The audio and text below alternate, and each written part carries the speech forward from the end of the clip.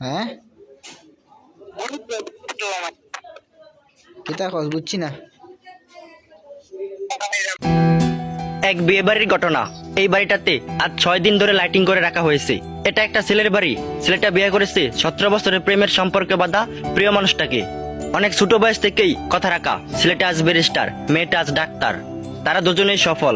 তাদের দুজনেরই সফল হওয়ার পিছনে সাপোর্ট হিসেবে কাজ করেছেন ছেলের বাবা। ছেলের বাবা জানতো যে ছেলে মেয়েকে অনেক ভালোবাসে, তাই ছেলের বাবা ছেলেকে অন্য কোনো মেয়ের সাথে মিশতে দেয়নি।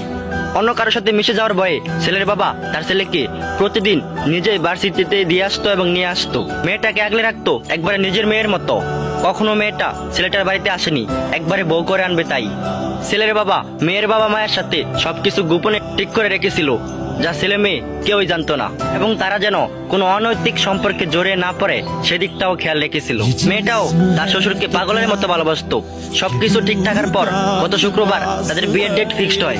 তাদের বিয়ের আয়োজন দেখে আমাদের চোখ টানাভরা হয়ে ওঠে। মেয়ে A to Z শ্বশুর বাবার পছন্দে পড়বে। বাবা নিজের হাতে শপিং করেছে মেয়েকে সাথে নিয়ে। তার জীবনের সবটুকু দিয়ে সে মেয়েটার স্বপ্ন পূরণের জন্য প্ল্যান করেছেন। তার বড় স্বপ্ন ছিল তার ছেলের বিয়ের চেয়েও ওই মেয়েকে তার ঘরে আনা, এবং এই বিয়েতে 7 দিন ধরে তার বাড়িতে লাইট জ্বলবে। নিজের বাড়িতে লাইটিং ছাড়া আর কোনো ঝামেলা করেনি, সবকিছু সেন্টারই হবে, এভাবেই ফিক্সড করেছিল। বিয়ের 1 সপ্তাহ আগেই সবকিছু অ্যারেঞ্জ শেষ। মঙ্গলবার তার বাড়িতে বিয়ের লাইটিং করবে। সোমবার রাতেই তার বাবা তার স্বপ্ন পূরণ নিজ চোখে দেখার আগেই দুনিয়া ছেড়ে চলে গেলেন। মানে আমি জাস্ট ধপ করে বসে পড়েছিলাম খবরটা শোনার পরেই। মেয়েটা সেন্সলেস হয়ে পড়েছিল আর ছেলেটা পাগল পাগল। সমস্ত আয়োজন সব প্ল্যান নিভে গেল এক মুহূর্তে। বাড়িতে একটা গাড়ি ঢুকতো, ফুল দিয়ে সাজানো গাড়ি, ছেলের বিয়ের গাড়ি। তার ভিতরে বসে থাকতো পুতুলের মতো একটা বৌমা। তার বোতলে ঢুকলো বাড়িতে লাশের গাড়ি। হঠাৎ স্ট্রোক, 5 মিনিটেই শেষ। দুনিয়ার সকল আয়োজন বুঝি এমনি মিথ্যে। ছেলেটা বিয়ে করেছে পরশু শুক্রবার। কাজী সাহেবকে ডেকে, ইমাম সাহেবকে ডেকে বিয়ে করে বাড়িতে এসেছে। মেয়েটা শাড়ি পরেনি, সাজেনি, সারাদিন তার বাবার কবরের পাশে বসে কাটিয়েছে। উফ জীবন। ঠিক শনিবার থেকেই তার বাড়িতে লাইট জ্বলছে।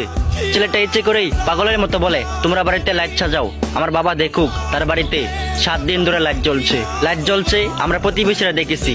আমার ভিতরটা হু হু করে উঠছে। লাইটটা হয়তো খুলে ফেলবে মন পড়ছে। আমি হতভম্ব।